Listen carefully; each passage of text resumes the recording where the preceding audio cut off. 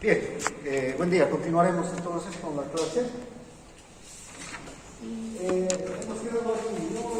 En la regulación del sodio mediante este mecanismo de la sed, y que tiene que ver con el sistema osmoreceptor, hormona antidiurética, y hemos visto que este sistema osmoreceptor empieza aquí en el hipotálamo, y en el hipotálamo están los núcleos supraópticos, y para vigilar estas neuronas tienen sus somas en estos núcleos, pero los axones son largos que terminan en el lóbulo posterior del hipófisis. Desde aquí se libera la hormona antidiurética hasta los túbulos, ¿no? Hasta el túbulo distal, la porción final del túbulo distal, hacia los túbulos colectores, y ahí la hormona antidiurética facilita la reabsorción de agua. ¿Cuándo ocurre esto? Y hemos visto cuando estas hormonas o estas neuronas están conectadas con los osmoreceptores que están en el hipotálamo. Estos osmoreceptores entonces son receptores que perciben las variaciones de la osmolaridad. Si aumenta o disminuye la concentración de sal en la sangre, si aumenta la concentración de sal en la sangre, aumenta la osmolaridad. Y si aumenta la osmolaridad, se libera hormona antidiurética que lo que hace es retener agua. ¿Para qué? Para balancear el sodio, ¿no? Luego, el otro mecanismo es el centro de la sed del sistema nervioso, que también favorece la liberación de la hormona antidiurética, y a nivel del núcleo preóptico, aquí hay otras neuronas especializadas que se constituyen en el centro de la sed. Estas neuronas, entonces, cuando se estimulan, nos producen una sensación, ¿no?, de deseo de tomar agua. Cuando estamos ansiosos por tomar agua, vean, son estas neuronas que se van estimulando. Primero es un deseo de tomar agua, luego incluso estas neuronas pueden llegar a estimular otras neuronas, unas neuronas que están cercanas, que son las del centro de la ira, y nos podemos poner hasta violentos, cambiar de carácter, ¿no? Cambiar de estado de ánimo por la necesidad de beber. Cuando tomamos agua, entonces todos esos problemas, todos esos cambios de carácter incluso desaparecen, ¿no? Vean, a tal punto es la necesidad de tomar agua que nos impulsa a cualquier cosa. Vean, arriesgamos la vida por agua, ¿no?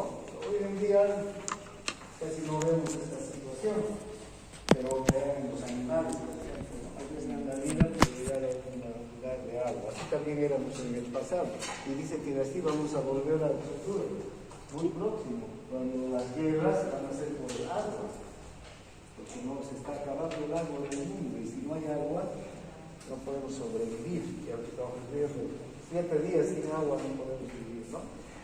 No sé si han visto esos algunos videos de lugares donde han ocurrido terremotos, situaciones, y la gente no tiene agua, llega un poco de agua, ¿no?, a matarse para recibir una botella, un poco de agua. Por eso que la sed nos impulsa a cualquier cosa, porque es sobrevivencia, no podemos vivir sin agua. Entonces, cuando la concentración del sodio, vean, se eleva 2 equivalentes litro por encima de la normal, ya se activa este centro de la sed. Estos 2 equivalentes, ¿qué quiere decir? De 142 a ¿cuánto? A 144 equivalentes en el Entonces, la concentración de sodio, entonces, tiene que estar muy bien regulada, ¿no? ¿Qué controla el centro de la sed? Aumenta la sed cuando aumenta la osmolaridad, cuando disminuye el volumen sanguíneo también. Por ejemplo, en una hemorragia, van a ver que las personas tienen sed, ¿no? Se les seca la necesidad, de hecho se pierde líquido de la hemorragia. En la deshidratación también, cuando se pierde volumen a través de la pérdida de líquido, no de sangre, pero sí de líquido. Por ejemplo, una persona que suda en exceso, se deshidrata, ¿no? Activa el centro de la sed. Una persona que pierde líquidos con la diarrea también, ¿no? Se pierde líquidos en los procesos diarreicos, también se activa el líquido de la sed. ¿Por qué? Porque disminuye el volumen sanguíneo, porque disminuye el volumen del líquido extracelular. Cuando disminuye la presión arterial también, porque el gasto cardíaco también disminuye. Cuando aumenta la angiotensina, ¿no? Y cuando hay una sequedad de la boca, desde luego. Cuando aumenta la angiotensina, ¿qué sucede? Reabsorbe sodio la angiotensina, entonces aumenta la osmolaridad. Si aumenta la angiotensina sola y empieza a reabsorberse el sodio, entonces va a aumentar la osmolaridad. ¿Qué va a reducir la sed? Exactamente los mismos factores, pero inversos, ¿no? Si disminuye la osmolaridad, si aumenta el volumen sanguíneo, si aumenta la presión arterial, si disminuye la angiotensina, la distensión gástrica también produce un reflejo gástrico que disminuye la sed.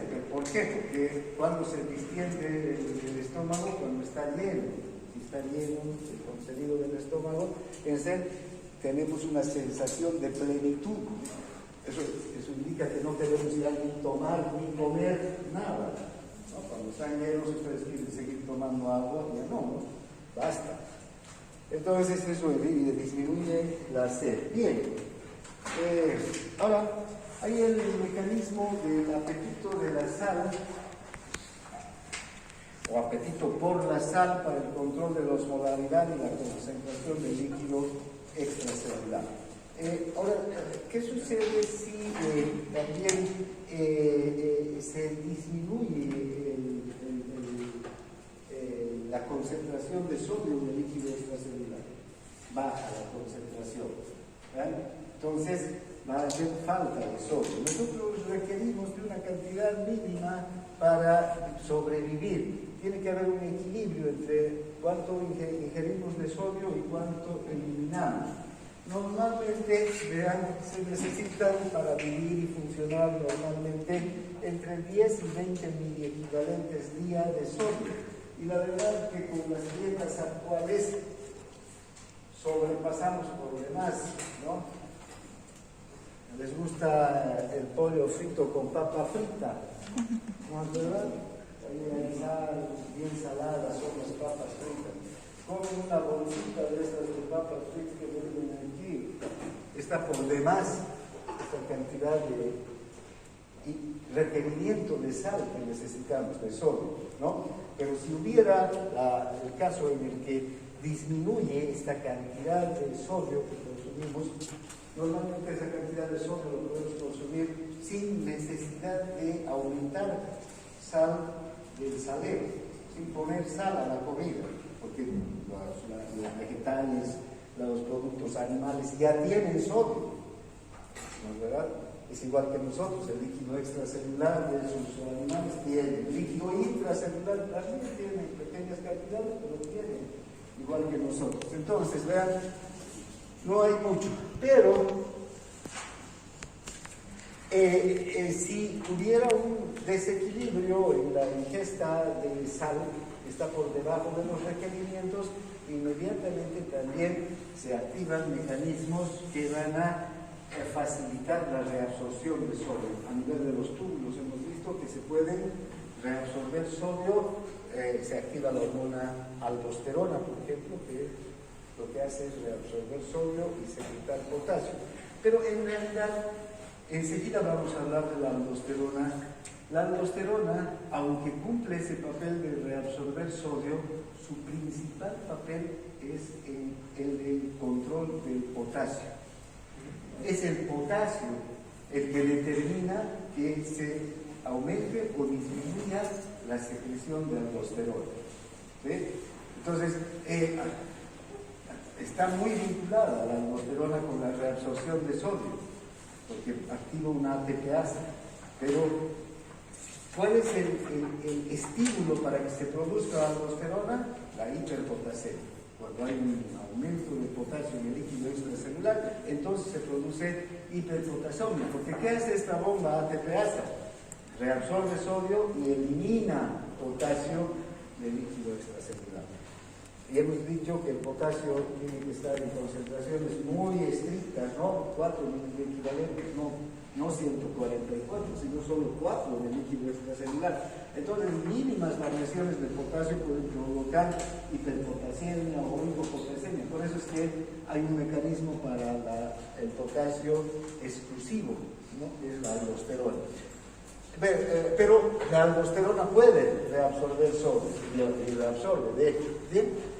Además, este apetito por la sal en los animales, y nosotros como parte del reino animal, es un gusto adquirido en general, ¿no? Eso hace que mejore el sabor de los alimentos, ¿no? No nos gusta comer sin sal. Sin embargo, no es porque necesitemos más sal. De hecho, más bien la sal, como hemos visto en circulatorio, cuando hemos hablado de la presión arterial, lo que puede hacer es regular la presión arterial. Bien, entonces, hay un mecanismo entonces que va a regular la concentración de sal, que va a hacer, que se va a producir cuando el organismo carece, disminuye la concentración de sal, ¿no? La reducción de la concentración de sodio en el líquido extracelular va a poner entonces en manifiesto, va a estimular este mecanismo para retener sodio en los riñones. Y la reducción del volumen sanguíneo o de la presión arterial. En las dos situaciones, los riñones inmediatamente empiezan a retener sodio. Esto, si reduce el volumen sanguíneo, reduce la presión arterial, ¿qué hacen los riñones? Retienen sodio. ¿Para qué? Para retener agua y aumentar el volumen y aumentar la presión, ¿no? Por ejemplo, una deshidratación que los riñones empiezan a reabsorber el sodio y agua también. En una hemorragia, los riñones empiezan a reabsorber sodio y agua. Y si recuerdas, en la insuficiencia cardíaca, por ejemplo, ¿qué es lo que sucede? No hay pérdida de agua, ni de sangre, ni de líquido en la insuficiencia cardíaca. ¿Qué hay? Disminución del gasto cardíaco. Es decir, el corazón bombea menos sangre hacia la circulación. Se empieza a retener líquido en los tejidos, pero en la circulación hay menos sangre que circula, disminuye el gasto cardíaco. Y entonces, ¿qué hacen los riñones? Retienen sal y agua, ¿no es verdad? Vean, entonces, son estos mecanismos que van a producir la retención de sodio para aumentar su concentración en el líquido extracelular. Bien, ahora hablaremos entonces de la regulación del potasio, el calcio, el fosfato, el magnesio, que son también iones esenciales para el funcionamiento del organismo. Sin sodio no podemos vivir, ¿verdad? Hemos visto que las concentraciones de sodio tienen que ser perfectamente reguladas. Sin potasio tampoco. Las células necesitan de potasio. De hecho, las células almacenan una gran cantidad de potasio. Para toda la actividad a nivel de la membrana celular, para que las células puedan tener actividad biológica, necesitan potasio. Y en el líquido extracelular la concentración de potasio es esencial, baja pero esencial. No puede no haber potasio. Una hipopotasemia es incompatible con la vida y las funciones del sistema nervioso, del sistema muscular, del sistema cardíaco.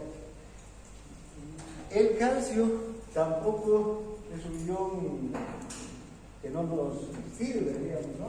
Es esencial para las funciones vitales. El calcio, de hecho, tenemos un gran almacén de calcio. ¿Dónde está? En los huesos, ¿no? Ahí Y vamos a ver, cuando veamos endocrino, cuando vemos de la hormona paratiroidea, de la calcitonina, que son dos hormonas que regulan la concentración de calcio. Ahora los vamos a tocar, pero vamos a hablar mucho más en detalle cuando hablemos en endocrino. Pero fíjense, el calcio, aunque tiene una concentración muy baja en el líquido extracelular y peor en el líquido intracelular, cumple funciones vitales insustituibles. Para empezar, todos los músculos se contraen por el ion calcio. Si no hay calcio, no se contrae ninguno de los músculos. El músculo esquelético necesita calcio, el músculo cardíaco necesita calcio, el músculo liso necesita calcio. El estímulo nervioso no se puede transmitir, ya hemos visto, ¿no? La neurona presináptica tiene que recibir en el axón terminal calcio, tiene que ingresar el calcio, ¿para qué? Para que se libere el neurotransmisor.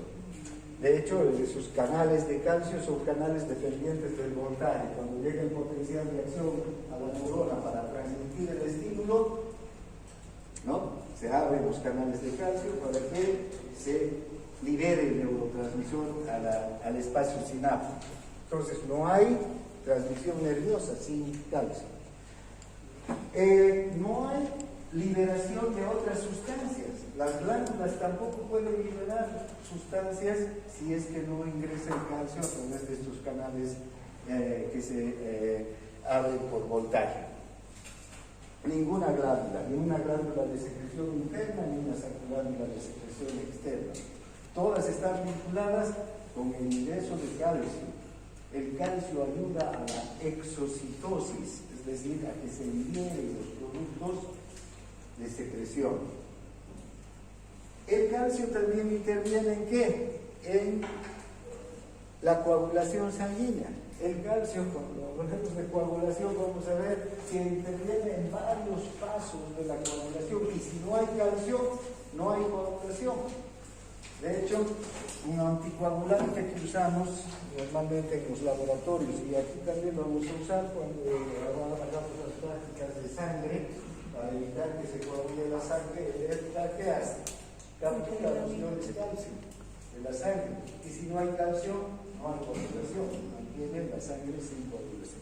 Bien, el magnesio y el fosfato también son dos iones que, aunque tienen concentraciones bajas y no intervienen tanto en funciones vitales, son iones que van a participar en especial de las funciones celulares. Vean el fosfato, por ejemplo, ¿dónde tenemos mucho fosfato? En las células. ¿Y dónde está el fosfato de las células? ¿En la membrana? ¿Dónde? Ya en los fosfolípidos, ¿dónde más? En la mitocondria. ¿Para qué? Para el ATP. Sin fosfato no hay ATP. Entonces, los fosfatos tienen que ser, son parte integrante de nuestro. El magnesio también, poca concentración de magnesio hay también en las mitocondrias, porque muchas de las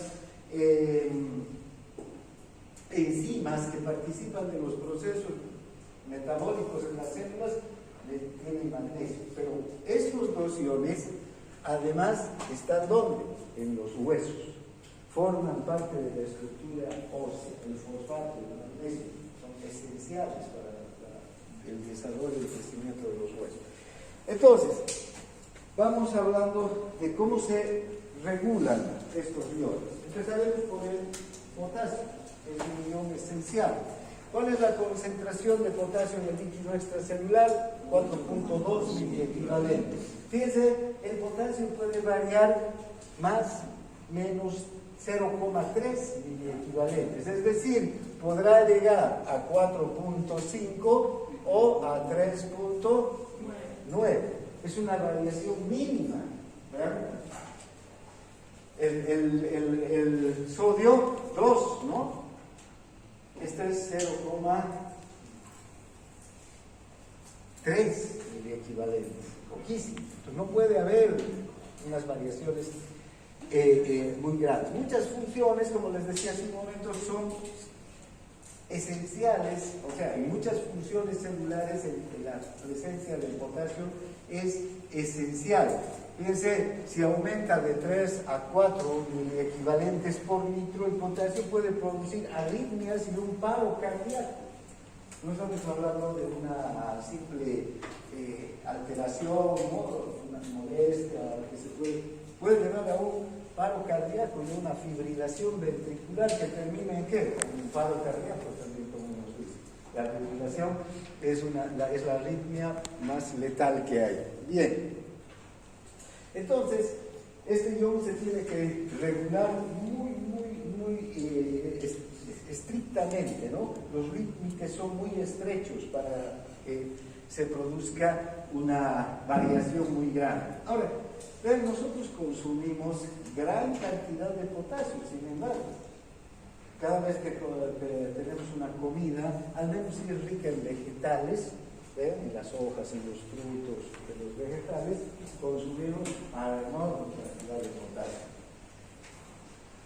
Bien, el total del potasio en el líquido extracelular es de 4.2 miliequivalentes y en el intracelular es de 140 miliequivalentes. Esto equivale a que en el líquido extracelular esté el 2% de todo el potasio corporal y en el líquido intracelular, dentro de las células, el 98% de todo el potasio corporal. Ahora, vean, si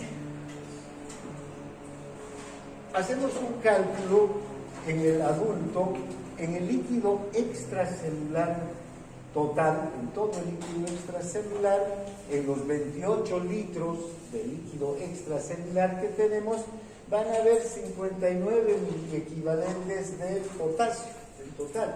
Entonces, en todo nuestro organismo, en los 28 litros de líquido extracelular que tenemos, vamos a tener 59 miliequivalentes de potasio. Esto resulta fácil, ¿no? Multiplicar de 28 litros por 4.2, que es la concentración en el líquido extracelular. Y si observamos que en el líquido intracelular, 14 litros de líquido intracelular, vamos a tener 3.920 miliequivalentes litros, ¿ya? De potasio. Entonces, en el líquido extracelular tenemos 59 miliequivalentes litros. Perdón, aquí estamos mal, ¿ya? Quisiera que corrijamos esto. Es al revés, ¿no? Ver cuál es más, el líquido extracelular o el líquido intracelular. ¿Cuál es más? Intracelular. Intracelular. Ajá. Es el más. Aquí son 14. 28 y aquí son 14. ¿Ya? Eso está ahí en el ojo. ¿Está bueno? Pero eso no estudien de diapositivas.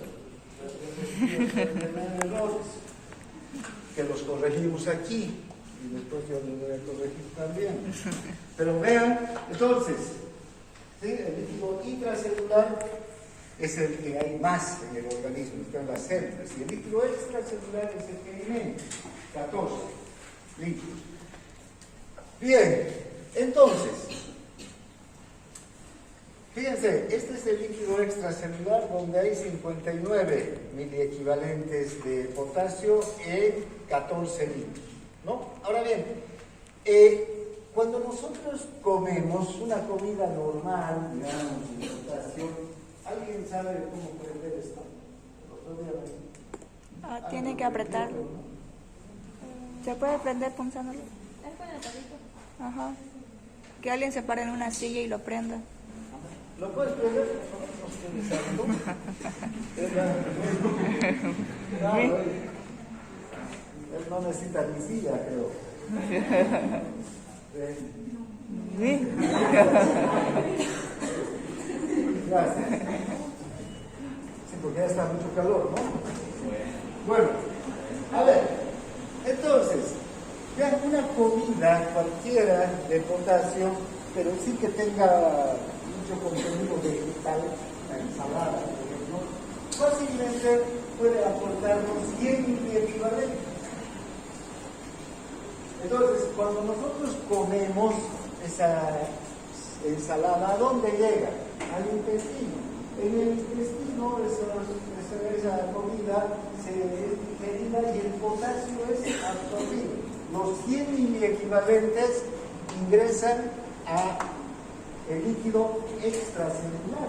Recuerden, no va directamente al líquido intracelular, sino va hacia el líquido extracelular. Porque va a pasar al intersticio, después a la sangre, para que sea transportada. Si sumamos 100 más 59 miliequivalentes, que son el total del líquido extracelular, tenemos 159 miliequivalentes. Si lo dividimos entre 14 litros, vamos a tener entonces como 12 miliequivalentes. Moriríamos en el acto, ¿no? Pero esto no ocurre así. ¿Por qué? Porque inmediatamente se absorbe el potasio, empieza a ponerse en marcha todos los mecanismos para que el potasio pueda ser controlado específicamente y no haya un incremento. Para empezar, lo primero que va a suceder es que el potasio va a entrar a la célula. La célula es un gran almacén de potasio. Tenemos 140 miliequivalentes en la célula. Entonces, las células están sedientas de potasio, reciben todo el potasio. 100 miliequivalentes en 3.990 miliequivalentes de líquido intracelular prácticamente no producen ninguna gran alteración en el organismo. Estos 100 miliequivalentes se pueden distribuir por todas las células, ¿no? Pero ese es un mecanismo. Pero el otro, el mecanismo renal, es importantísimo, porque ese es el que va a ajustar la ingestión a la excreción. Así como nosotros somos capaces de fácilmente ingerir 100 miliequivalentes al día, podemos secretar también los 100 miliequivalentes al día.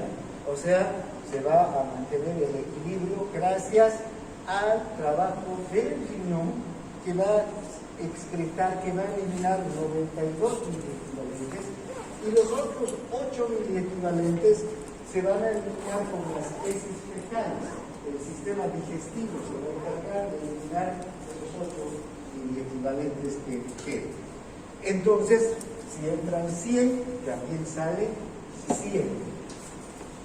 Y mientras tanto, entre las células y el líquido extracelular hay un mecanismo de amortiguación, ¿verdad? Porque es un almacén enorme de potasio las células. Bien, ahora,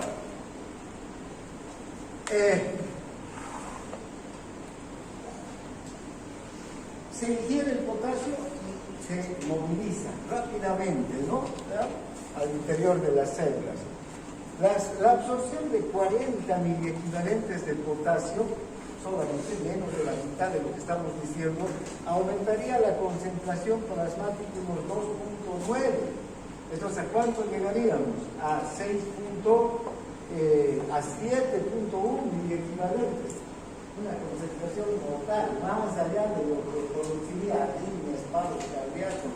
2 veces se podría producir un paro cardíaco en una persona esta concentración de 2.9, sumando a los 4.2. Entonces, lo primero que les decía es este equilibrio, este amortiguamiento que hacen las células, recibiendo todo el potasio que puede ingresar. Y luego, los riñones se encargan ya de ir eliminando durante el resto del tiempo todo el exceso de potasio que haya ingresado. Ahora, ¿qué factores pueden meter potasio en las células? Vean, y pueden ayudar a disminuir la secreción de potasio, a disminuir la concentración de potasio del líquido extracelular. La insulina es una hormona que producimos después de que comemos generalmente. Cuando la concentración de glucosa sube en la sangre, también se produce insulina. Y la insulina puede ayudar, gracias a sus mecanismos de acción que tiene a nivel de las células, a que el potasio ingrese a la célula. La aldosterona, esta sí es una hormona directamente vinculada con la hiperpotasemia. Aumenta la concentración de potasio y la corteza suprarrenal, que es donde se produce la aldosterona, empieza a sintetizar y a producir mayor cantidad de aldosterona. La aldosterona se dirige a los túbulos y en los túbulos lo que hace es reabsorber sodio y secretar potasio. Porque ¿qué activa la aldosterona en la célula? Más grande haremos en la célula. En este lado, si esta es la luz del túbulo y este es el líquido extracelular y aquí está el capilar, ¿no? Peritubular. Aquí hay una bomba AT de alza sodio potasio, ¿no es verdad? Esta bomba se activa y reabsorbe sodio y secreta potasio. Saca sodio y mete potasio a la célula. Aquí está la luz del túbulo. Aquí hay un canal de sodio. El sodio entonces ingresa por este canal. Ahora, si aumenta la concentración de potasio, aquí también hay un canal de potasio. Si aumenta la concentración de potasio, el potasio va a salir hacia la luz del túbulo, no se va a quedar en la célula. Este potasio va a salir hacia la luz del túbulo y va a llegar a la orina, y en la orina se va a eliminar. ¿Sí? Entonces, eso es lo que hace la aldosterona.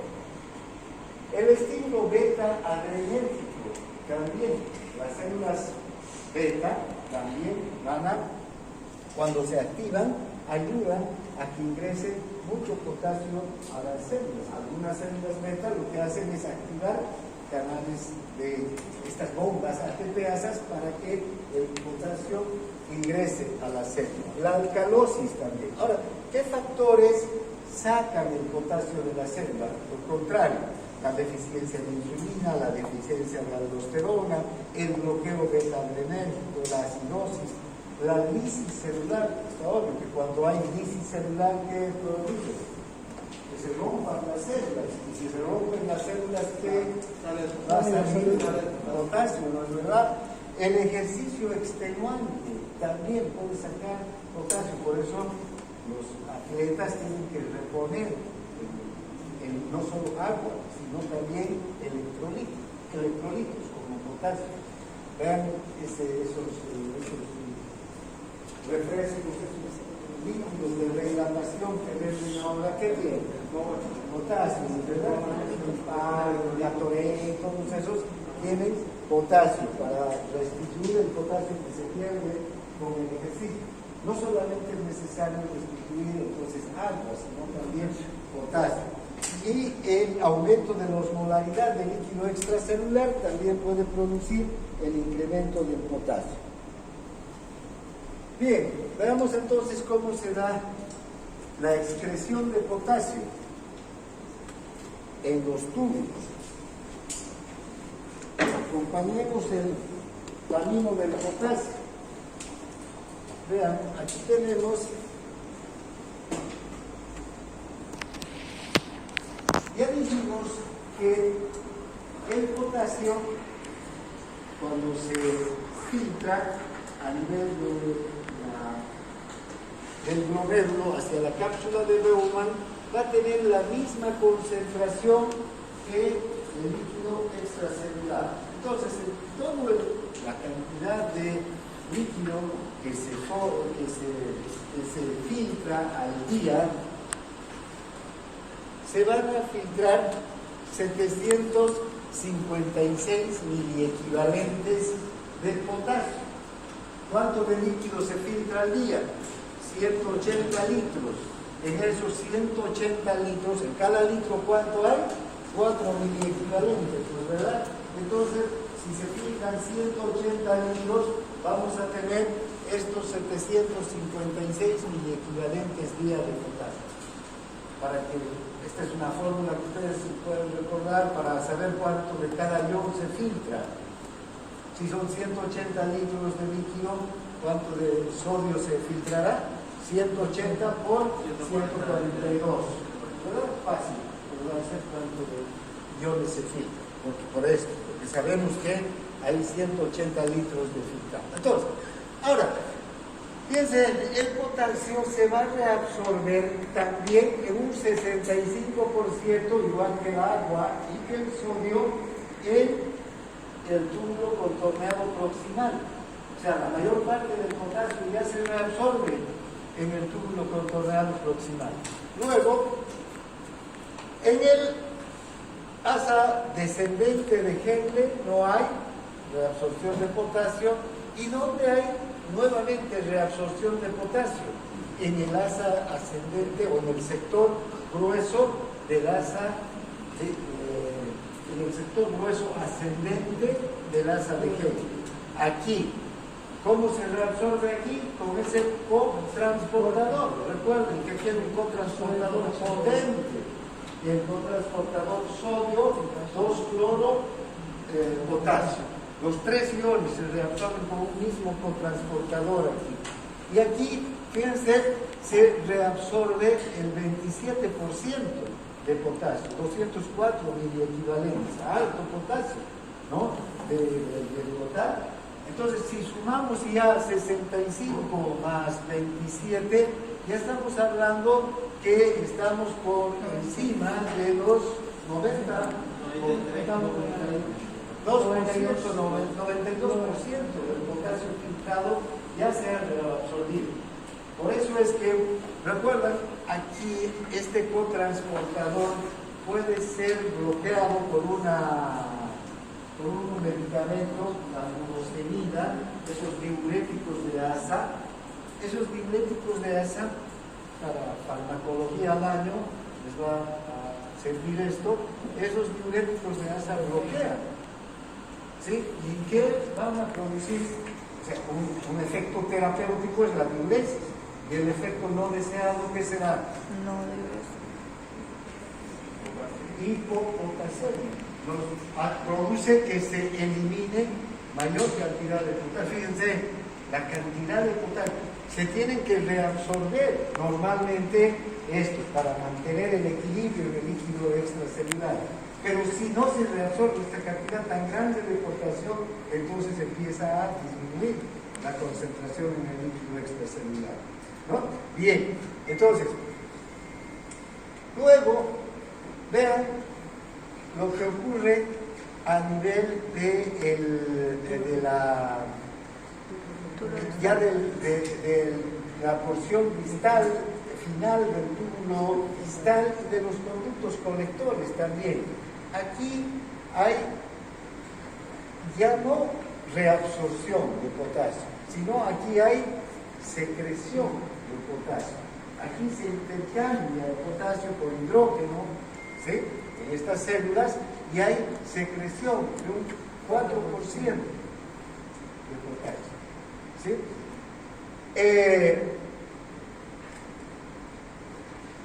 Lo que hace que entonces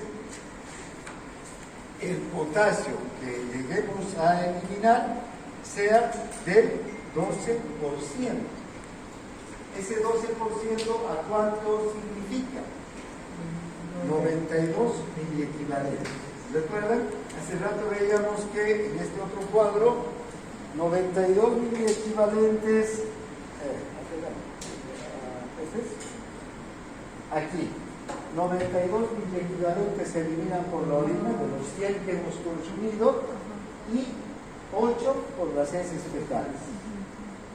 Entonces ahí están los 98 miliequivalentes. Desde luego que esto puede variar, ¿no? ¿Dónde estamos? Aquí. Más atrás. ¿Ahí? Ahí. Ya. Esto puede variar, porque podemos no consumir los 100 miliequivalentes de potasio al día, podemos no consumir más de 100 miliequivalentes, entonces, pero igual, entonces el riñón se va a encargar de eliminar el exceso y de retener lo que haga falta con estos mecanismos, ¿no? Entonces la excreción urinaria va a, si sumamos ya miliequivalentes, ya no porcentajes, entonces 756 menos 491 menos 204 más 31. Aquí hay que sumar estos más, ¿no? Porque estos están siendo secretados del líquido extracelular hacia los puntos. Este potasio se está sumando, que se va a eliminar, porque son bombas contra transportes los que producen esa eliminación de potasio. Bien. Aquí está la secreción de potasio en las células principales de la porción final del túbulo. ¿Vean? Esta bomba ATPasa va a arrastrar el sodio y va a llevar lo que hicimos hace un momento, ¿no? El potasio del líquido extracelular al interior de la célula, y de la célula, como sube la concentración de potasio por un canal de potasio que se abre por voltaje, va a salir hacia la luz del túbulo donde está la orina. Se va a eliminar el potasio. Ahora,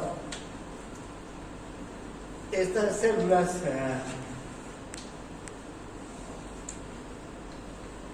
principales son las que van a producir esta reabsorción final del potasio. Hay otras células, las células intercaladas, que pueden incluso producir una reabsorción aún mayor del potasio. Esas células intercaladas van a se van a activar por una bomba de hidrógeno, lo que les decía hace un momento.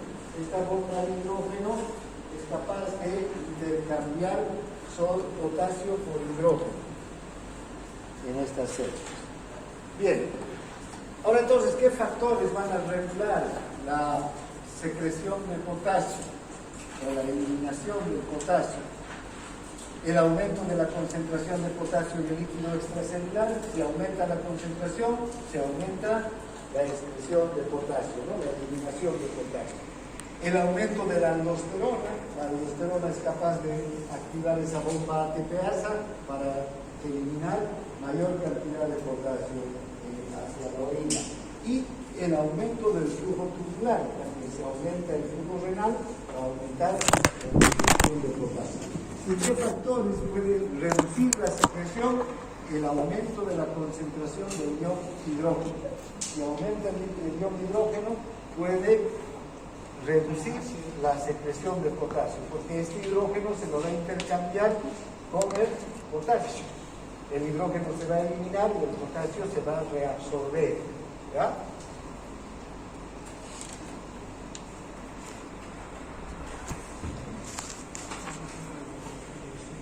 Entonces, vean, cuando aumenta la concentración de potasio, un aumento por encima de 4.1 miliequivalente por litro activa ya estos mecanismos. Estimula la bomba ATPasa sodio-potasio, incrementa el gradiente de potasio entre el líquido intersticial renal y el interior de las células epiteliales, y estimula la secreción de la aldosterona en la corteza suprarrenal, que aumenta la concentración de potasio. Y sabemos que la aldosterona, creo que aquí tenemos un mecanismo, ¿ven? Si aumenta el aumento de la aldosterona, estimula la acción de la ATPasa y aumenta la permeabilidad luminal al potasio. ¿Qué quiere decir esto? Aumenta la actividad de la ATPasa y la permeabilidad al potasio. Esta permeabilidad está dada ¿por qué? Por un canal de potasio. y el clonable, esta célula es más permeable, esta membrana es más permeable al potasio, cuanto mayor es la concentración de potasio.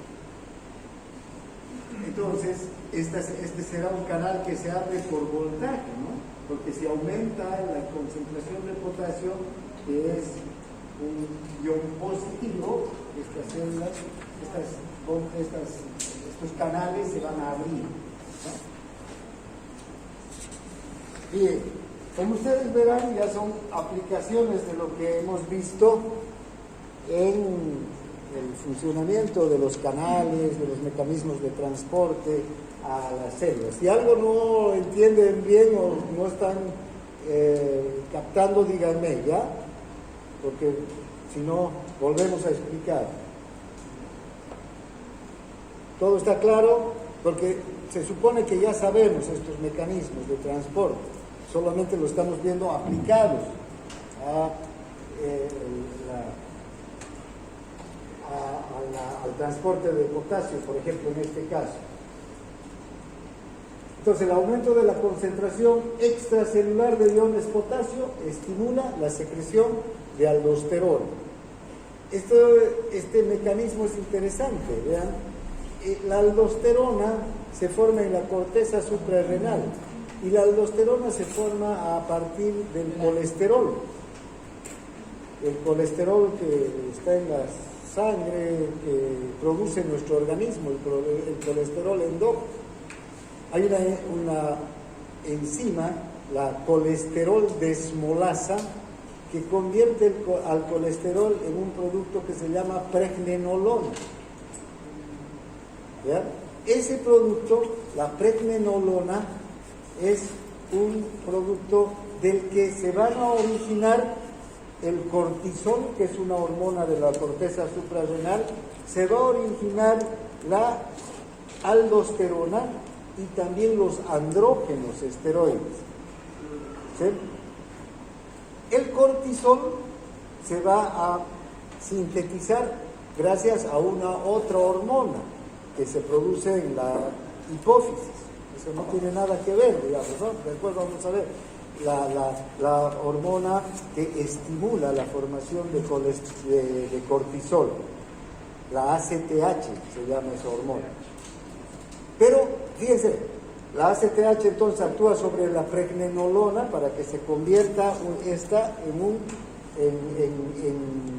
en cortisol. Pero sobre la misma pregnenolona, ¿quién va a actuar para que se convierta en aldosterona? ¿Quién será? ¿Ah? ¿No? Si la pregnenolona, de la pregnenolona se origina el cortisol, que es una hormona, la aldosterona, que es otra, y los andrógenos de la corteza suprarrenal. Cuando se va a sintetizar cortisol, tiene que haber ACTH, que es una hormona de la hipófisis, que actúa sobre la pregnenolona y arranca toda la síntesis de cortisol. Para que se sintetice aldosterona, ¿qué se necesita? ¿Otra hormona? ¿Qué se necesitará? Un estímulo. ¿Qué había sido el principal estímulo para la fíjense, la hiperpotasemia aquí actúa para que esta pregnenolona siga la vía metabólica para sintetizar aldosterona, de la misma pregnenolona que está en la corteza suprarrenal. Cuando hay ACTH, la pregnenolona, cortisol. Cuando hay hiperpotasemia, aldosterona. Entre más potasio haya, mayor secreción de aldosterona. Cuanto más potasio, por eso la hiperpotasemia estimula, por eso dice, el aumento de la concentración extracelular de iones potasio estimula la secreción de aldosterona. ¿No? Se produce aldosterona y se secreta en gran cantidad la aldosterona hacia el líquido extracelular. ¿Hacia dónde se va a ir la aldosterona? Hacia los túbulos, hacia la porción final de los túbulos, y ahí va a reabsorber sodio, pero no es su principal función la de reabsorber sodio. Evidentemente reabsorbe sodio, pero ¿qué es lo que hace? Elimina potasio. Porque vean, cuando la aldosterona llega aquí, llega a la célula, ingresa, es liposoluble, ingresa directamente a través de la membrana celular, pasa a la membrana, llega al citoplasma. Aquí está un receptor. Este receptor se llama el receptor mineralocorticoide. Mineralocorticoide porque es para la aldosterona. Aquí se une la aldosterona al receptor, ingresan juntos al núcleo, se ponen al lado del núcleo de los genes, al lado de los genes, y activan la síntesis de proteínas. ¿Qué proteínas activan? Esta bomba ATPasa y este canal de sodio. ¿Para qué? Para que se reabsorba sodio. Pero, ¿cuál es la principal función? Enfocar eso. Que el sodio se reabsorba intercambiándose con potasio. Aumenta la concentración de potasio y se abren los canales de potasio y sale el potasio hacia la luz del tubo. Ese es un mecanismo que lo tienen que conocer. ¿Recuerdan? El sistema renina-angiotensina también secreta aldosterona. También la renina entonces es capaz aquí de activar la síntesis y liberación de aldosterona. ¿Ya? No solo el potasio, sino también la renina. Es otro estímulo para la secreción de aldosterona.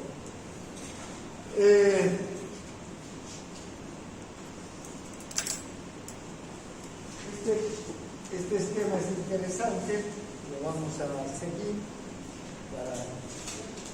Vean, ¿qué pasa si aumenta la concentración de potasio? Si aumenta la concentración de potasio en el líquido extracelular, aumenta la secreción de aldosterona, ¿no es verdad? Si hay mayor concentración de aldosterona en la sangre, esta se dirige hacia los túbulos, y en los túbulos, ¿qué hace? Aumenta la excreción de potasio. Si aumenta la excreción de potasio, entonces, ¿qué va a pasar? Va a disminuir la concentración de potasio en el líquido extracelular, y este mecanismo de retroalimentación negativa va a funcionar así, ¿no? Es un mecanismo de retroalimentación negativa.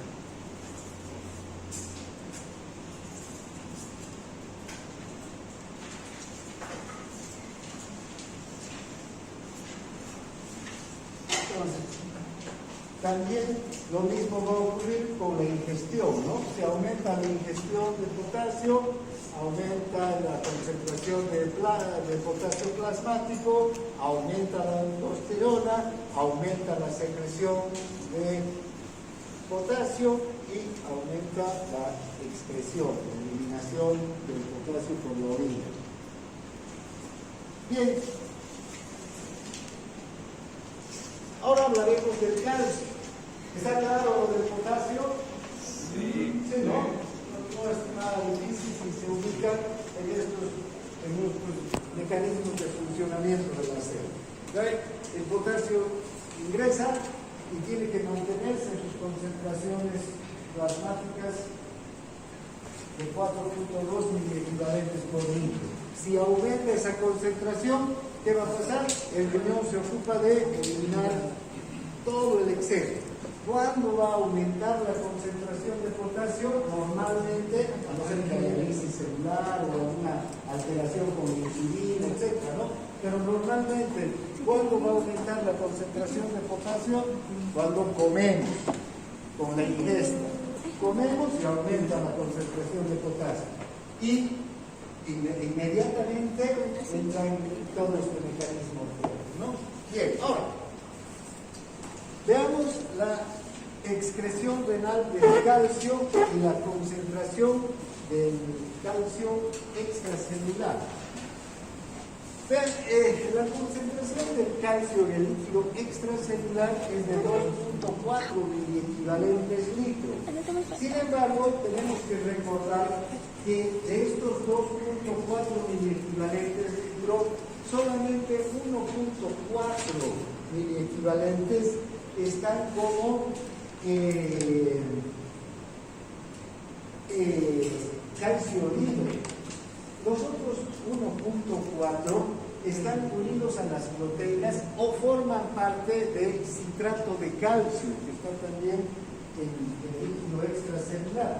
Entonces, ese calcio, el que está unido a las proteínas plasmáticas o el que forma parte del citrato, no interviene en los procesos celulares en realidad, ¿no? Entonces, el que nos importa más que nada son los 1.2 miliequivalentes que están como calcio libre. La mitad de estos 2.4, 1.2 están como calcio libre, como calcio iónico, iones de calcio circulando por la sangre. Ahora, fíjense, aquí todavía la regulación o el control del ion en el líquido extracelular tiene que ser más preciso todavía, porque también pequeñas variaciones de estos 1.2 miliequivalentes pueden producir una hipocalcemia que puede reducir la concentración y que va a producir excitabilidad de las células nerviosas, y también la excitabilidad va a aumentar en las células musculares. Una hipocalcemia puede producir una irritación total del sistema nervioso, una excitación total del sistema nervioso, temblores y todo, y además una tetania, es decir, una contracción espasmódica del músculo esquelético e incluso del músculo cardíaco. ¿Ya?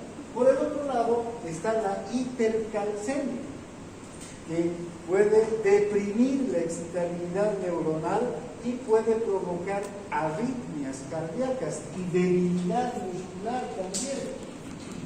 Entonces, vean, las dos situaciones, la hiper o la hipocalcemia, son muy peligrosas. ¿Sí? Y vean, esta concentración de calcio es mínima en el líquido extracelular. Bien, entonces el 50% está ionizado como ion, y luego hay uno que está unido a proteínas y otro también que no es iónico y que está unido al citrato, el otro 50%, el otro 1.2 miliequivalentes de calcio, no es calcio libre, es un calcio que está inactivado, digamos, porque ya está unido, está enlazado con otras sustancias. Ahora, nosotros consumimos una gran cantidad de calcio al día. Llegamos a consumir hasta unos 1000 miligramos por día. ¿En qué consumimos tanto calcio? Hay calcio en muchos de los alimentos, pero ¿cuáles son los que más calcio tienen? La leche, los huevos también. Vean, pero la leche, basta que tomemos un litro o un vaso de leche y ya consumimos muchísimo más del calcio que necesitamos. La mayor parte de estos 100 miligramos los vamos a eliminar ni siquiera por el riñón ni por otros mecanismos, no se van a absorber. Vean, se van a quedar en el intestino y junto con las heces fecales se van a ir. La mayor parte del calcio que consumimos. O sea, tenemos entonces un consumo de calcio que es importante, al menos todas las personas que consumen productos lácteos, leche, queso, yogur, mantequilla, cualquier forma de producto lácteo que fabrique a partir de la leche, nos va a aportar una gran cantidad de calcio. Entonces, fíjense, si nosotros consumimos 1000 miligramos y en las heces se van a excretar 900 gramos, la mayor parte, ¿no? Se va a ir con las heces. Ahora, de estos 100 miligramos que quedan, que se pueden absorber, el 99% se va a almacenar a nivel del hueso, porque el hueso es el que más calcio almacena en nuestro organismo. En realidad, los huesos se osifican gracias a qué? A los depósitos de calcio, ¿verdad? En la matriz orgánica del hueso tienen que haber depósitos de calcio para que se forme el hueso. Entonces, ahí es donde mayor cantidad de calcio se da. Pero también hay calcio en el líquido extracelular y calcio en el líquido intracelular. Fíjense, de todo el calcio que tenemos en el organismo, entonces, el 1% está en el líquido extracelular y el 0,1% en el líquido intracelular. Si volvemos a recordar las concentraciones de calcio, todo el calcio sería 2.4 en el líquido extracelular y en el líquido intracelular, ¿cuánto es? 0,0001 equivalentes por litro, ¿no? Entonces, la poquísima cantidad de calcio que hay en el líquido intracelular, pero la gran cantidad de calcio que hay afuera, no en el líquido extracelular, sino en los huesos. Eso garantiza que realmente el calcio se mantenga en concentraciones plasmáticas que ayuden a la sobrevivencia, porque ya hemos visto que tiene funciones en el sistema muscular, en el sistema cardíaco, en el sistema nervioso, en la coagulación de la sangre. ¿Ven? Por ejemplo, en el músculo liso, en los vasos sanguíneos. ¿Por qué hay contracción? Por el ingreso de calcio. Si no, no se contraen los vasos. Fíjense, al día, ¿cuántas veces nuestros vasos se contraen y se dilatan? Se contraen y se dilatan. Nuestros músculos esqueléticos, vean la gran importancia que tiene el calcio. Entonces siempre tiene que estar regulado. ¿Y desde dónde se regula con facilidad? Desde este calcio que está en el hueso. Se intercambia calcio desde el líquido extracelular con el calcio del hueso. ¿Cómo se llaman esos procesos? ¿Han visto en histología?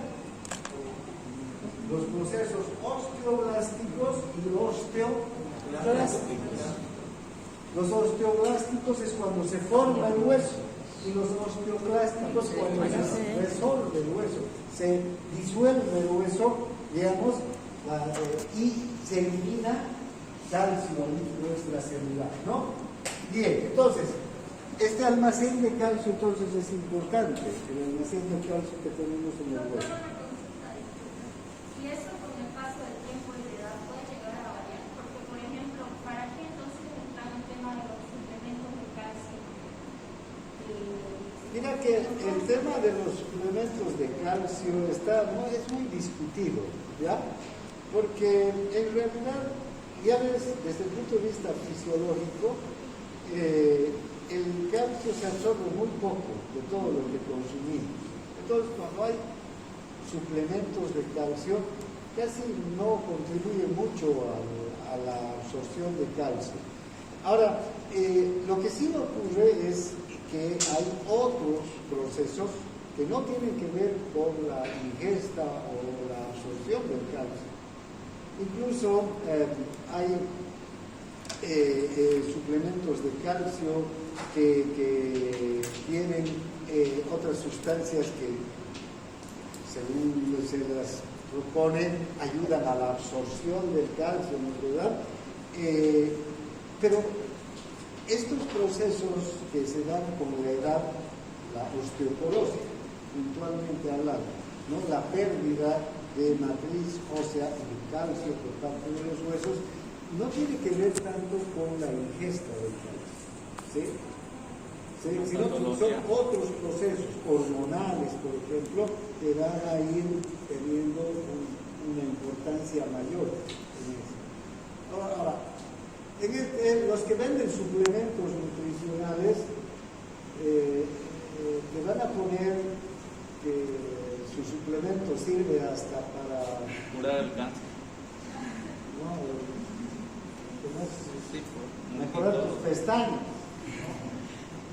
O sea, en vez de que te pongas pestañas postizas, toma ese suplemento, van a crecer y se van a doblar, todo lo pones. Pero desde el punto de vista fisiológico y fisiopatológico, en realidad con el calcio se ve que no tiene mucha importancia. Incluso el aerogronato que viene junto con el calcio, que es carísimo además el aerogronato, no está comprobado que tenga una acción fisiológica. ¿Sí? Doctor. Porque también la absorción es mínima. Mínima, claro, es mínima la absorción de calcio. Y más bien, algunos apuntan a que hay que mejorar la absorción de calcio, que disminuye con la edad. Pero fíjate que, ¿por qué se da más la osteoporosis? Después vamos a volver a hablar de esto, pero ¿por qué más se da la osteoporosis en mujeres y no en hombres? Porque las mujeres toman menos leche, porque ¿no? Porque hay procesos más hormonales, están más, esos son los importantes, ¿ya? Y además, fíjate, tenemos una hormona, la hormona paratiroidea. La hormona paratiroidea es una hormona que está directamente vinculada con la absorción del calcio. La hormona paratiroidea te ayuda a que se absorba el calcio en el intestino. Ahorita vamos a hablar que se reabsorbe el calcio en el túbulo, porque también se filtra. Se filtra hacia los túbulos, desde el glomérulo, ¿no? Y este 1.2 se tiene que recuperar. Lo que sobre se va a ir con la cantidad de calcio que tenemos que eliminar. ¿Ya? Bien, entonces, esta paratormona, entonces, justo está la diapositiva aquí, es la que va a regular la concentración de calcio en el líquido extracelular. Y tiene varios mecanismos. Uno es el mecanismo renal. Fíjense, si disminuye la concentración de calcio en el líquido extracelular, aumenta la secreción de la paratormona, ¿no? ¿Dónde se produce la paratormona? En las glándulas paratiroideas, que son 4 que están en el interior de la masa de la glándula tiroides, ¿no? Aumenta la hormona paratiroidea. Y fíjense todos los mecanismos que tiene la hormona paratiroidea para reabsorber calcio o para volver la concentración de calcio a líquido a la normalidad. Por un lado, activa la formación de vitamina D a nivel de la piel, la vitamina D3. Otra vitamina que nos ofrece, ¿no? Como gran cosa, ¿cuál es lo mejor para la vitamina D3? ¿Qué sería lo mejor? Ponerse 10 o más tiempo en el sol, porque aquí la piel, esta es la piel, la vitamina D3 se va a sintetizar en la piel, en realidad el 1,25-calciferol se va a sintetizar en la piel gracias a la paratormona, pero siempre y cuando haya sol. El sol es importante. ¿Ven? Nos venden vitaminas cuando el sol, que es gratis, nos produce mejor. Claro, hay muchas de esas cosas que hay que considerar. La industria ahorita te da todo, te da medicamentos que te curan todo. ¿Y qué opina del uso del fosfato de creatina y de proteína? ¿Perdón? El uso del fosfato de creatina y de proteína. Otro, no sé, o sea, también para mejorar el movimiento muscular. Se dice que la creatina no se produce en demasiada cantidad necesaria de una proteína.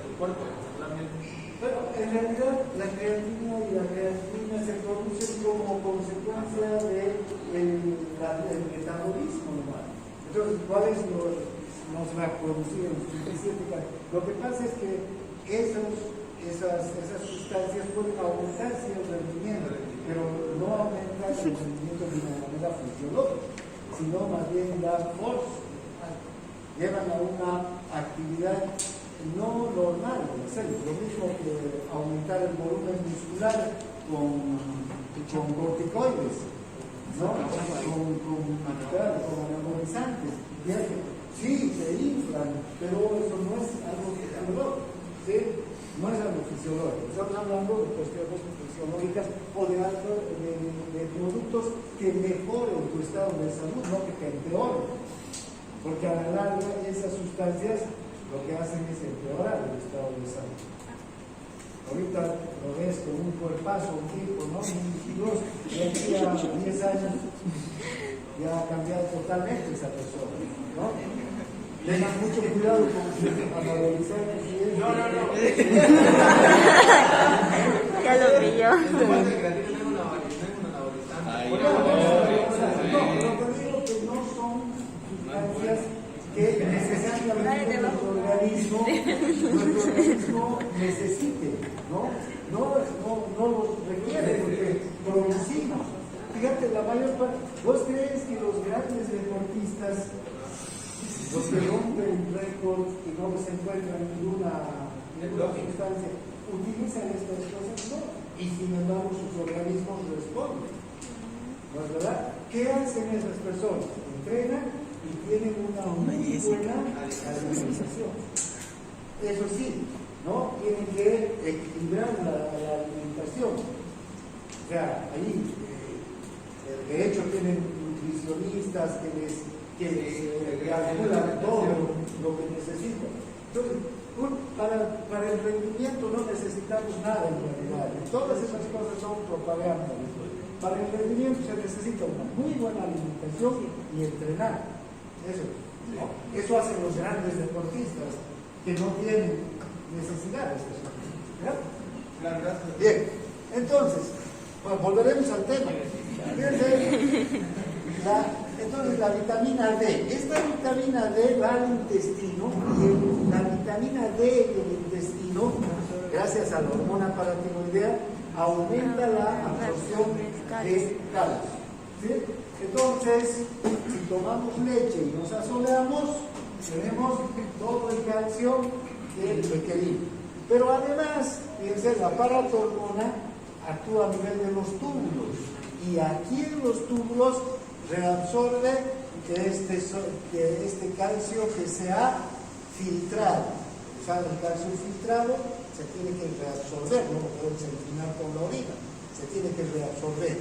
Y además interviene en la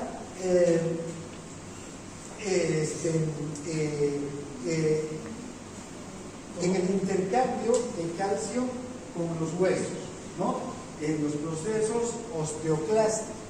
Por ejemplo, si falta calcio en el líquido extracelular, la paratormona lleva al hueso y disuelve al hueso y estimula el proceso osteoclástico para que desde el hueso se libere el calcio hacia el líquido extracelular. Cuando tenemos mucho calcio, este proceso se revierte y hay otra hormona, la calcitonina, que más bien estimula los procesos osteoblásticos, es decir, de formar hueso, ¿no? Bien, entonces, por ahí vamos. Entonces, vean, los riñones ya, si ya solamente nos ocupamos del riñón ahora, el calcio se va a filtrar entonces en el túbulo y se va a reabsorber, pero no se va a secretar. No hay un mecanismo que secrete, como acabamos de ver el mecanismo del potasio, ¿no? Que la bomba ATPasa secreta iones de potasio al túbulo, iones de potasio que se van a eliminar además con la orina. Aquí el calcio no se elimina, todo el calcio se tiene que reabsorber prácticamente. Se filtra y se reabsorbe, pero no se secreta, a no ser que haya un exceso de calcio, ¿no? Pero estos 1.2 se van a reabsorber. Entonces, la excreción renal de calcio, lo que se va a eliminar del calcio, si se llega a eliminar, es el calcio filtrado menos el calcio reabsorbido. ¿Ya? Entonces, si filtramos 1.2 miliequivalentes de calcio, se van a reabsorber los 1.2 y no se va a eliminar nada. Si se filtran 1.4, se van a reabsorber 1.2 y se secretarán 0.2, ¿no? De acuerdo a las necesidades del organismo. Entonces, el calcio plasmático que está unido a proteínas no se filtra, porque las proteínas no pasan junto con el filtrado glomerular. Las proteínas se quedan en el glomérulo, no pasan al túbulo. Ahora, vean, el 99% del calcio filtrado se va a reabsorber en los túbulos. ¿Cuál va a ser el porcentaje? El 65% en el túbulo proximal, junto con el 65% de sodio, el 65% de potasio, el 65% de agua, ¿no? ¿Ya? El 65% también se va a reabsorber en el túbulo proximal. Del 25 al 30% en el asa de genio. Y del 4 al 9% del calcio, al 4 al 9% en el túbulo distal y en el túbulo colector. Ya este 4 a 9% es el que va a definir cuánto de calcio se reabsorbe y cuánto de calcio se elimina, dependiendo de la cantidad de calcio filtrado y de las necesidades del líquido extracelular, ¿no? Si hay un exceso de calcio, entonces, porque hemos consumido con la dieta, y recuerda, ¿cuánto de calcio se han absorbido? ¿Cuánto? 100 miligramos. De esos 100 miligramos que se han absorbido, si hay un exceso en miliequivalentes en el líquido extracelular y que no han sido almacenados por los huesos, porque una gran cantidad de ese calcio que absorbemos del intestino, ¿dónde va a ir? A los huesos. Fíjense, este proceso en los huesos es un proceso que no solamente dura durante el crecimiento, durante toda la vida dura. Es un proceso que todo el tiempo se están produciendo estos mecanismos osteoclásticos y osteoblásticos. Ese es el mecanismo de remodelamiento del hueso. En todos, hasta en los ancianos se produce el remodelamiento del hueso, obviamente con menor intensidad que un joven, ¿no? Pero se produce. Entonces, mucho de ese calcio va hacia los huesos y lo que ya no se utiliza, este 1%, se lo va a eliminar hacia el exterior, ¿no? Entonces, la eliminación siempre se ajusta a las necesidades del organismo. ¿Qué factores van a alterar la excreción renal de calcio?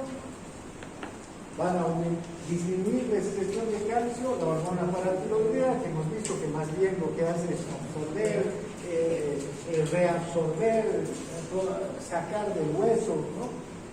Disminución del volumen de líquido extracelular. Si se pierde el líquido extracelular, obviamente se va a perder también calcio. Cuando disminuye la presión arterial, cuando aumenta el fosfato plasmático, la acidosis metabólica y la vitamina D3 va a disminuir la excreción de calcio.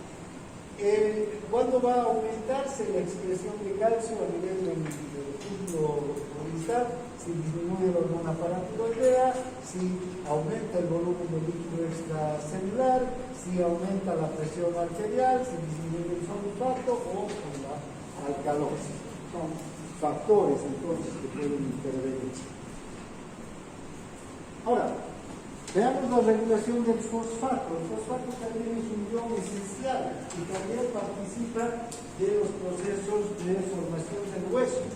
También hay mucho fosfato en los huesos. Ahora, ¿cómo se regula el fosfato? El fosfato es un mecanismo muy sencillo, es un mecanismo de rebosamiento, se llama. ¿Qué quiere decir? Que los túbulos tienen un transporte máximo de fosfato, ya hemos visto igual que de la glucosa, ¿no? Que la glucosa es de 375 miligramos por minuto. Aquí es de 0,1 miligramos por minuto de fosfato. Entonces, si aumenta la cantidad de fosfato que se filtra, más que esto, también va esa cantidad de fosfato que está aumentada, va a ser eliminada por el riñón. Ya no va a reabsorber. Si hay más del fosfato que el riñón puede reabsorber. Si hay menos de esta cantidad, todo el fosfato se va a reabsorber, porque el riñón tiene la capacidad, igual que en el caso de la glucosa, de reabsorber toda la glucosa filtrada, ¿no? ¿Ya? Pero si está por encima de la capacidad máxima, ese sobrante se va a eliminar. Exactamente lo mismo pasa con el fosfato. Cuando hay más de esto, se va a excretar. Entonces, se va a excretar cuando la concentración en el líquido extracelular esté por encima de 0,8 milimoles o miliequivalentes por litro. También aquí la paratormona tiene su función, ¿no? Favorece la resorción ósea, igual que con el caso del calcio, y reduce el transporte máximo en los túbulos renales. El fosfato, como decía hace un momento, también está en altas concentraciones en los huesos, forma parte de los huesos.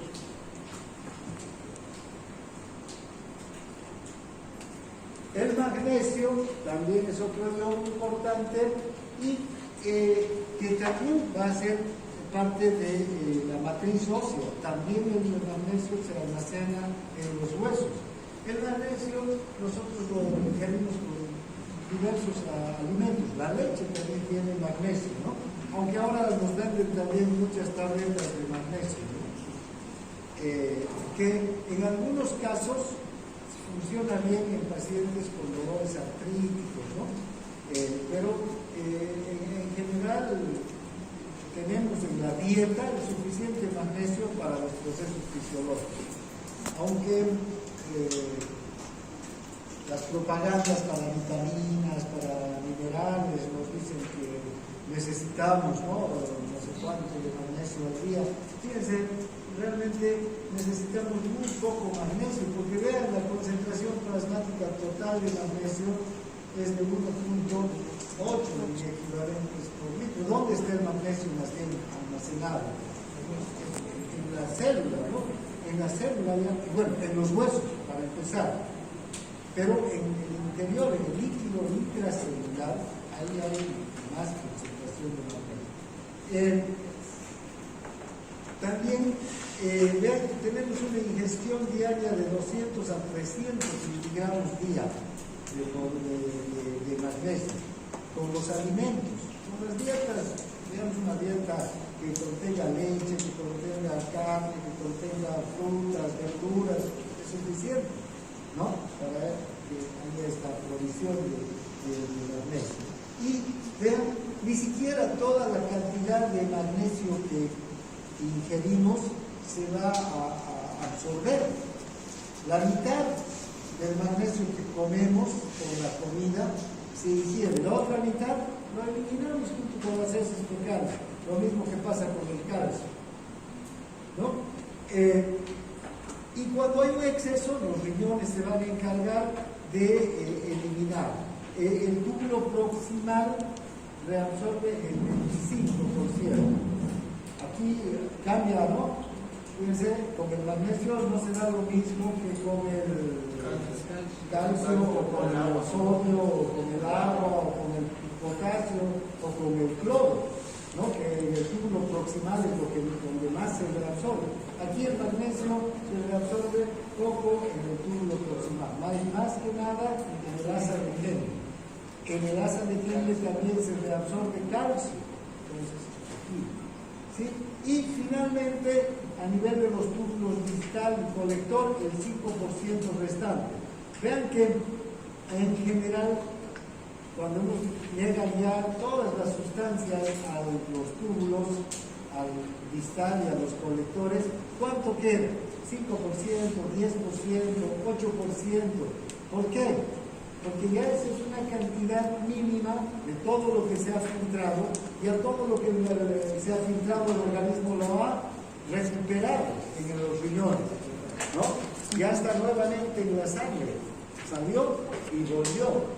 Y estos 8, estos 5% del magnesio o los 10% del sodio, ¿para qué sirve? Para que ahí se ajuste. Y aquí ya entran en juego todos esos mecanismos de retroalimentación negativa desde el líquido extracelular. O sea, que el líquido extracelular informa desde el líquido extracelular, entonces parte de la información de cuánto de cada uno de estos iones se tiene que reabsorber para que estén en sus concentraciones. Si se reabsorbe lo necesario, todo lo que queda, ¿qué va a ocurrir? Se va a eliminar con la orina. Por eso es que estos segmentos finales tienen el trabajo más liviano, digamos, en cuanto a la reabsorción. El túbulo proximal es el gran trabajo que tiene, ¿no? ¿Qué cantidad de sustancias se reabsorben en el túbulo? Un trabajo grande. Pero el trabajo en los túbulos finales no es tan intenso, pero es mucho más preciso. Porque aquí se tiene que reabsorber exacto lo que ya necesita el organismo para que el líquido extracelular se mantenga en concentraciones casi constantes. Vámonos, porque la doctora Erika está... ¿Qué?